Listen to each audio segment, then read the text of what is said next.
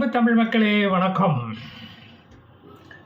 ஆக piece deal ஒரு முடிவுக்கு வந்துவிட்டது. இஸ்ரேலுக்கு போரை தொடர்ந்து நடத்த வேண்டும் என்றுதான் ஆசை. ஏனென்றால் கடைசி ஹமாஸ் ஒழியும் வரை தாக்குதலை நிறுத்த மாட்டோம் என்று சொல்லிக்கிட்டு தானே அவங்க களத்தில் இறங்கினாங்க. எந்த நாட்டு கூடயாவது போர் புரியலைன்னா தூக்கம் வராத இன்சோமனியா வியாதி வேற அவங்களுக்கு இப்போ வந்துருக்குது. தினமும் ஒரு 5 ஹமாஸையாவது கொல்லவில்லை என்றால் அவர்களுக்கு தூக்கம் வராதாம். இந்த வியாதி புதுசாக இருக்குன்னே, ரொம்ப புதுசாக இருக்குது.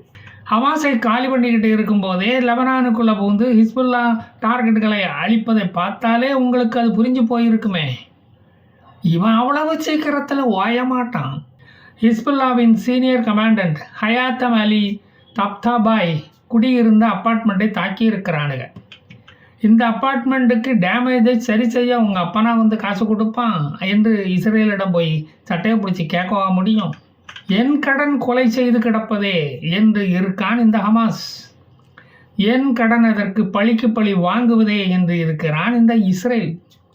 இந்த பெய்ரூட் தாக்குதலுக்கு ஹிஸ்புல்லா பழிக்கு பழி, ரத்தத்துக்கு ரத்தம், முடிக்கு முடி, செருப்புக்கு செருப்பு என்று பழி வாங்க போகுதாம் சொல்லிக்கிறாங்க. கோமினி ஓஞ்சி கிடக்கும் ஹூத்தீஸ்களை தட்டி எழுப்பினாலும் போங்க பாஸ், நான் அடுத்த வாரம் சாவதுக்கு வாரேன் அப்படின்னு ஒரு வாரம் ரெஸ்ட் கொடுக்க கேட்குறாங்களாம். கம்யூனிஸ்டுகளுக்கு அவர்களோட கடவுள் இந்த உலகில் வந்து அவதரித்த தினமான மே 1ஆம் தேதி மாதிரி பயங்கரவாதிகளுக்கு அக்டோபர் 7 ஒரு புனித தினம் அப்படின்னு ஆகிப்போச்சு. அன்றைக்கு ராக்கெட்டு விட்டவன் எவனோ இன்றைக்கு ரம்சான் பண்டிகை கொண்டாடக்கூட இல்லையே என்று நினைக்கும் போது கோமனிக்கு துக்கம் தொண்டையை வந்து அடைக்குதே. என்ன செய்ய, கண்ணை தொடச்சி விடலாம்னா பக்கத்திலேயா இருக்காரு?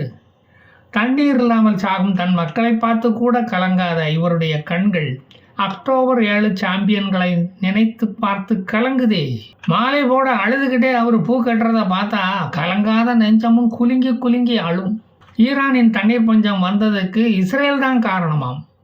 மேகங்களை ஜெட் விமானங்களை வைத்து இழுத்துக்கிட்டு போயிட்டாங்களாம். ஈரான் உளவுத்துறை சந்தேகப்படுகிறது. லெபனானில் ஹிஸ்புல்லாக்கள் ஜூனியர் ஹமாஸுகளுக்கு சாகும் பயிற்சி பற்றையை நடத்தி கொண்டிருந்தார்கள்.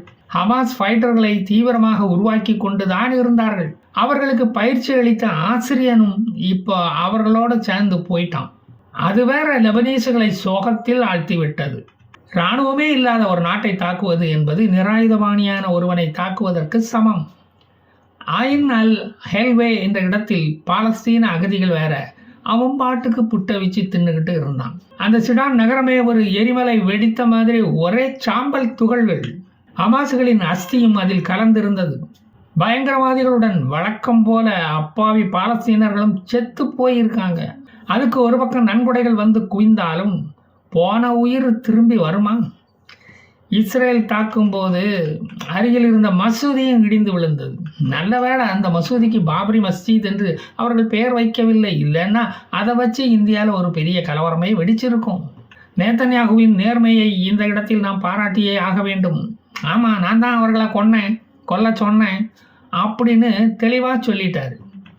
இஸ்ரேலுக்கு அச்சுறுத்தலாக இருக்கும் எந்த ஒரு கரப்பாம்பூச்சியும் நாங்கள் நசுக்கி கொல்லுவோம் என்று தெளிவுபட அவர் சொல்லிவிட்டார்.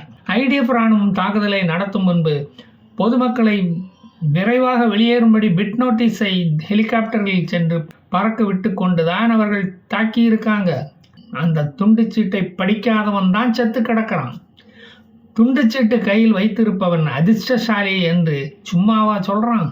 லெபனான் நாட்டு வெளியுறவு மந்திரி நியூயார்க்குக்கு பிச்சை எடுக்க போவதாக இருந்தது. ட்ரம்ப் அந்த ப்ரோக்ராமை கேன்சல் செய்து விட்டார். லெபனானுக்கு அது ஒரு பெரிய ஏமாற்றமாக போய்விட்டது. 20 வருடங்களாக அமெரிக்காவிடமிருந்து $3 பில்லியன் அளவுக்கு பணத்தை வாங்கி இன்னும் அவனோட பசி அடங்கலை. அப்படின்னா அவனுக்கு வயிற்றில் பெரிய கோளாறு இருக்க வேண்டும். குடலில் ஏதோ கோளாறு. கேஸ்ட்ரோ என்டோஸ்கோபி போட்டு பார்த்தா தான் அது தெரிய வரும். இடி விழும் போது பெரிய மரங்களுக்கு அடியில் நிற்கக்கூடாது என்று பெரியவர்கள் சொல்லுவார்கள். அது மாதிரி உயரமான கட்டடங்களுக்கு அடியில் ஒதுங்கக்கூடாது என்று சொல்லணும் போல இருக்குது இந்த மத்திய கிழக்கு நாடுகளில். ஹமாஸ்கள் ஒன்று கூடட்டும் என்று இஸ்ரேல் காத்து கொண்டு இருந்த மாதிரி தெரிகிறது. நச்சப்ளோர்னு 4வது ஃப்ளோர் தகர்ந்தது. தாக்குதலில் நடத்தினதில் 4வது ஃப்ளோர் தகர்ந்தது. அது எப்படி மாப்பிள 4வது ஃப்ளோரை மட்டும் தகர்த்து இருக்கிற? அந்த பாம்பு புத்துக்குள்ள கரெக்டாக கையை விடும் அந்த ரகசியத்தை மட்டும் சொல்லித்தர மாட்டியா? தாக்குதல் நடந்ததும் எல்லோரும் கூண்டோடு கைலாசம் போனாங்க. ஹிஸ்புல்லா தலைவன் ஹாத்தம் அலி தாப்தாபாய் படுத்த பாய் சுருட்டி மூலையில் வைக்கப்பட்டது. அதில் ராத்திரி படுத்த ஆவி அமுக்கும் ஆமுங்கள. அதனால தான் லெபனீஸ்களால் இஸ்ரேலை திருப்பி தாக்க முடியுமா? அதற்குள்ள சாமான் ஜெட்டுகள்லாம் அவங்கள்ட்ட இருக்குதா? அவர்களால் இஸ்ரேலை வம்புக்கு இழுக்கவும் முடியாது. லெபனான் வீடுகளில் ஏவுகணைகளை பதுக்கி வைத்துக்கொள்ள தங்களது வீடுகளை வாடகைக்கு விட்டு பொழைச்சிக்கிட்டு இருந்தவனுங்க பொழப்பில் இப்படி காசா மண்ணை தூக்கி போட்டுட்டீங்களே, அவங்களுக்கு பின்ன கோபம் வராது? அதனால தான் அந்த பணப்பெட்டிகளை தூக்கிக்கிட்டு போகும்போது தங்களுடைய பணப்பெட்டியே பறிபோன மாதிரி எல்லாவனும் அழுதானுங்க, அல்லாஹ் அக்பர்னு கத்துனானுங்க. அவங்களோட ஆதங்கம் இஸ்ரேலுக்கு புரியுமா? ஹீப்ரூ மொழியில் எலோஹிம் ஹூஹா கடோல் பெய்டர் என்று சொன்னால் தான் அவங்களுக்கு அது புரியும். இஸ்ரேல் இப்படி போர் தந்திரங்களை கற்றுக் கொடுக்கும் வாத்தியாமார்களையே போட்டு தள்ளுனா டீச்சர்ஸ் ட்ரைனிங் படிக்க எவனாவது வருவானா? ஆசிரியர் தட்டுப்பாடு வந்துடும். அப்புறம் ஆசிரியர் வீரமணியை கூப்பிட வேண்டியது வரும். ஜாக்கிரதை. நீங்கள் மதத்தை வச்சு தான் விளையாடிக்கிட்டு இருக்கீங்க. அதை இல்லாமல் ஆக்கிவிட என்ன வழி இருக்குன்னு ஆசிரியர் யோசிப்பார். உங்கள் அல்லாவுக்கு உருவம் இல்லாததுனால அவர் பொழைச்சார். இல்லைன்னா சரியான செருப்படி கிடச்சிருக்கும் நேரம். ஜாக்கிரதை. இஸ்ரேல் கையால் சாவறதுக்கு எதுக்கு இப்படி ட்ரைனிங் எல்லாம் அவங்க எடுக்கிறீங்க? நெஞ்ச நிமித்திக்கிட்டு நேராக போய் நிற்க வேண்டியதானே. சாகிறதுக்கு ஏன் இப்படி கூட்டம் போட்டு பேசுகிறீங்க? நான் ஒரு மக்குப் ஆசிரியாக இருப்பது எனக்கே நல்லா தெரியுது. 1948 இருந்து நீங்கள் விளையாடுற இந்த செத்து விளையாடுற விளையாட்டு எப்போ தான் நிற்க போகுது? நான் ஒரு திராவிடனாக இருக்கிறதுனால ஹிஸ்டரி ஒரு இளவும் புரிய மாட்டேங்குது. ஹிஸ்டரி பாடத்தில் 39 மார்க்கு எடுத்தோம். தமிழ் பாடத்தில் 22 தான் எடுக்க முடிஞ்சது. காசாவில் எஸ்ஐஆரை கொண்டு வந்தால் போலி பாலஸ்தீனர்களை கண்டுபிடிச்சு அழிச்சிடலாம் இல்லையா? அந்த யோசனையெல்லாம் இஸ்ரேலுக்கு வராதா? நாம் சொன்னால் எவன் கேட்குறான்? எந்த பயங்கரவாதியும் வயசாகி பல்லு விழுந்து முடி கொட்டி சாக விட மாட்டீங்களாடா? எவனும் 50 வயசை நெருங்க மாட்டேங்கிறானே, அதுக்கு முன்னாலே செத்து போயிடுறான். நானும் இவனுக்கு வாயை மூடி இப்படி தாடையில் துணி கட்டுறானே, அவனுக்கு வாய் நாறுது, அதனால தான் அப்படி கட்டியிருக்கான்னு நினச்சேன். துப்பாக்கி பிரயோகம் பண்ணும்போது பக்கத்தில் இருக்கிறவன் மயக்கம் போட்டு விழுந்துடக்கூடாது பார்த்தீங்களா? முன்னெச்சரிக்கை நடவடிக்கை இருக்கும்னு நினச்சேன். செத்து போன பிறகு எப்படியும் செத்தது யாருன்னு பார்க்க கர்ச்சிப்பை அவுக்க மாட்டாங்களா? அதே துணியை தாடையில் கட்ட வசதியாக இருக்குன்னு தான் அவனு அதை கட்டி இருக்கான் போல இருக்கு. அது போகட்டும், ஒன்றும் விளையாத இந்த பாலைவன பூமிக்கு போய் ஏன் இப்படி சண்டை போடுறாங்க? அது எனக்குத்தான் சொந்தம் என்று ஏன் தான் இப்படி கடந்து அடிச்சுக்கிறாங்களோ தெரியல. இஸ்ரேல் மட்டும் ஒரு செழிப்பான தேசமாக இருப்பதால் அது முழுவதும் அந்த முழு இஸ்ரேலும் எங்களோடது அப்படின்னு சொல்கிறாங்களோ? முழு இஸ்ரேலையும் உங்களுக்கு கொடுத்தாலும் உங்கள் பசி அடங்காது. அடுத்து சினாய் பகுதி எங்களோடதுன்னு சொல்லுவீங்க. லெபனான் லிட்டானி 6 வரைக்கும் பாலஸ்தீனம்தான் அப்படின்னு சொல்லுவீங்க. ஜோர்டான் ஆத்தங்கரைக்கு அப்பால் உள்ள நிலப்பகுதியும் எங்களோடு தான் என்று சொல்லுவீங்க. உங்களை பற்றி எங்களுக்கு தெரியாதா? சூயஸ் கால்வாய் கூட உங்களோடது தான் அப்படின்னு அதற்கான ஆதாரம் பிரமிடுக்குள்ளே இருக்குன்னு வேற சொன்னாலும் சொல்லுவீங்க. தப்பித்தவறி ஈரான் எங்களோடதுன்னு சொல்லிடாதீங்க. கிழவனை க்ளீன் ஷேவ் பண்ணிக்கிட்டு அடையாளம் தெரியாதபடி ஓட வச்சிடாதீங்க.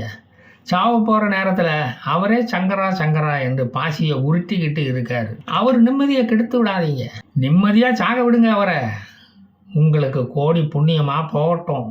ஈரானில் தண்ணி இல்லாமல் வறண்டு போய் தரிசு நிலமாக நிறைய நிலம் கிடக்குது. தாத்தா கிட்ட சொல்லி ஒரு 500 ஏக்கரா நிலம் வாங்கி பட்டா போட்டு வேணா நாங்கள் தாரோம். அப்போவாது சண்டை சச்சரவை நீங்கள் நிறுத்துவீங்களா? அந்த 10 மாடி கட்டடத்தில் 4வது மாடியில் தான் ஹமாஸுகளுக்கு ட்ரைனிங் நடக்குதுன்னு எப்படி துல்லியமாக கண்டுபிடிச்சி தாக்குறீங்க? எனக்கு ரொம்ப ஆச்சரியமாக இருக்குது. எப்படி 4வது மாடி மட்டும் தகர்ந்து போய் கிடக்குது? 13 ஹமாஸுகளும் 28 பாலஸ்தீனர்களும் காயமடைஞ்சிருக்காங்க. பாலஸ்தீனர்கள் எந்த நாட்டுக்கு போனாலும் அவர்களை குறி வச்சு தாக்குவீங்களா? இப்படி அவங்கள எந்த நாட்டிலையும் நிம்மதியாக கஞ்சி குடிக்க விடமாட்டீங்களாடா? பாலஸ்தீன ஹமாஸ் பண்ணின அக்டோபர் 7 தப்புக்கு அப்பாவி பாலஸ்தீனர்களை ஏன் இப்படி பழி வாங்குறீங்க? இப்போ பாரு, பெய்ரூட்டு வீதி எங்கும் ஒரே டெப்ரிஸாக கிடக்குது. தூய்மை பணியாளர்கள் வேற பணி நிரந்தரம் கேட்டு ஸ்ட்ரைக் பண்ணுறாங்க. பழைய பென்ஷன் திட்டத்தை வேற கேட்டு அடம் பிடிக்கிறாங்க. அப்புறம் இந்த குப்பைகளை எவன் அள்ளுவான்? ஹமாஸோ ஹிஸ்புல்லாவோ வந்தால் அள்ள போகிறான்.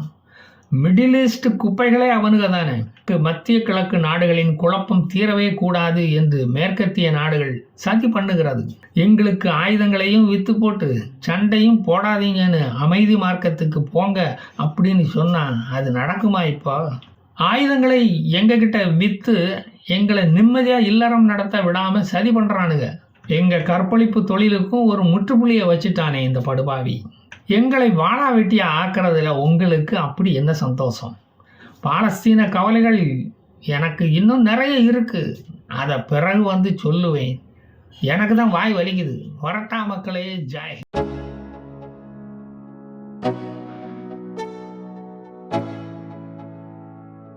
Let's go. Yeah. I'm like an addict, do I gotta have it. I ain't even playing, got a really bad habit. If it moves, gotta grab it. Fuse like a magnet, lose, won't have it till I'm thrown in a casket. I ain't playing, got a weird mind. If you work 8 hours, I'ma work 9. If the shit tastes sour, you should taste mine. I'ma stay in power for a long time. Get up, nah, I ain't a quitter. Toss me the ball, I'm a really big hitter. Big picture, I'm a straight killer. Rising the song to the